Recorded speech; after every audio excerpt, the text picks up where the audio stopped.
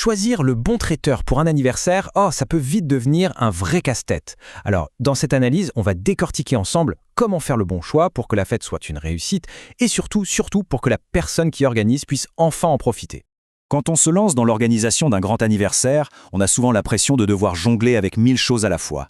Il y a une pression énorme, tellement de détails à gérer, c'est facile de se sentir complètement débordé. On pense souvent que le plus important, c'est le menu, la qualité de la nourriture. Et bien sûr, ça compte. Mais en réalité, le vrai rôle d'un bon traiteur, ça va bien plus loin que ce qu'il y a dans l'assiette. Le but ultime, c'est de passer du statut d'organisateur stressé et qui court partout à celui d'invité à sa propre fête. C'est de pouvoir enfin lâcher prise et profiter du moment avec tout le monde. C'est ça, la vraie différence. Et voilà, c'est exactement ça la différence.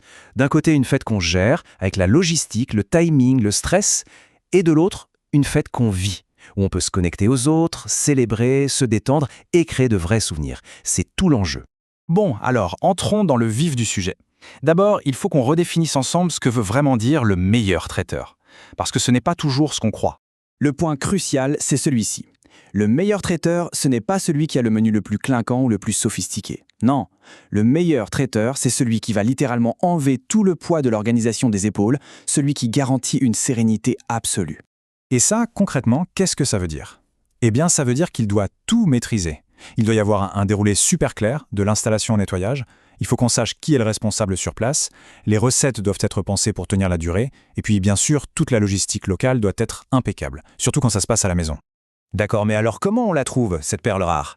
Eh bien, tout commence par une étape fondamentale. Définir très précisément le type de fête d'anniversaire que l'on souhaite organiser. Ce tableau est super intéressant parce qu'il montre bien une chose, tout dépend des invités.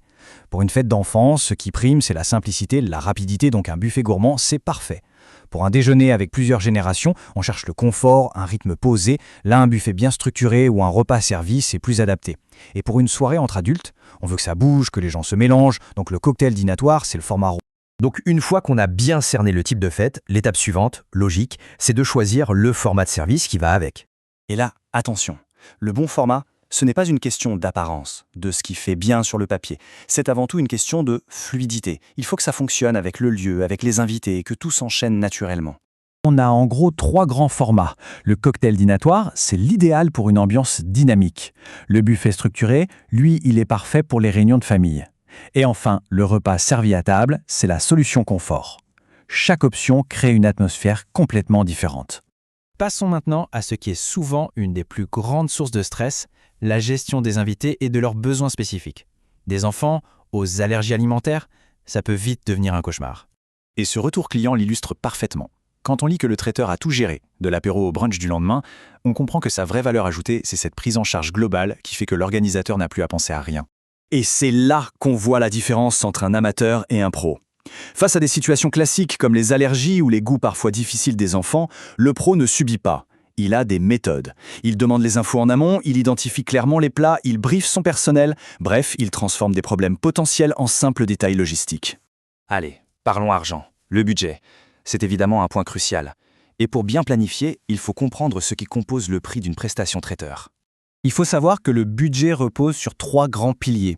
Le format choisi, bien sûr, mais aussi le niveau de service. Est-ce une simple livraison ou y a-t-il du personnel? Et enfin, le matériel nécessaire. Forcément, le prix ne sera pas du tout le même. Pour donner un ordre d'idée, on peut regarder des prix affichés pour des produits simples. Par exemple, un plateau business à 27 €, ça donne un repère pour ce que coûte un déjeuner individuel assez complet. De la même manière, un coffret cocktail comme le Bodega à 30 €, ça donne une bonne indication du budget par personne pour un apéritif dînatoire convivial. Mais attention, et c'est très important, ce ne sont que des repères pour des produits à l'unité. Pour un événement complet, il faut absolument demander un devis personnalisé et détaillé. C'est la seule façon d'avoir une vision claire et d'éviter les surprises. Justement, pour obtenir ce devis précis et pour que tout se passe sans accroc, il y a une petite checklist à préparer de son côté. Encore une fois, regardez ce retour client. Les mots qui reviennent, c'est organisation fluide, qualité, a fait la différence. C'est la preuve que ce qui marque les esprits, au-delà de la nourriture, c'est quand tout roule parfaitement. Alors, voici les 5 points clés à avoir en tête. Primo, la date et les horaires précis. Deuxio, le lieu exact avec les détails d'accès. Super important. Tertio, le nombre d'invités et leur profil. Quatrièmement, le format qu'on imagine. Et enfin, cinquièmement, la liste des contraintes alimentaires. Avec tout ça, un traiteur sérieux pourra faire une proposition solide et fiable. Au final, tout se résume à une seule question. Est-ce que le choix du traiteur se fait uniquement sur la base de sa cuisine ou bien sur la promesse de liberté pour l'hôte? En d'autres termes, est-ce qu'on investit dans un repas ou est-ce qu'on s'offre le vrai luxe de pouvoir être un invité à sa propre fête?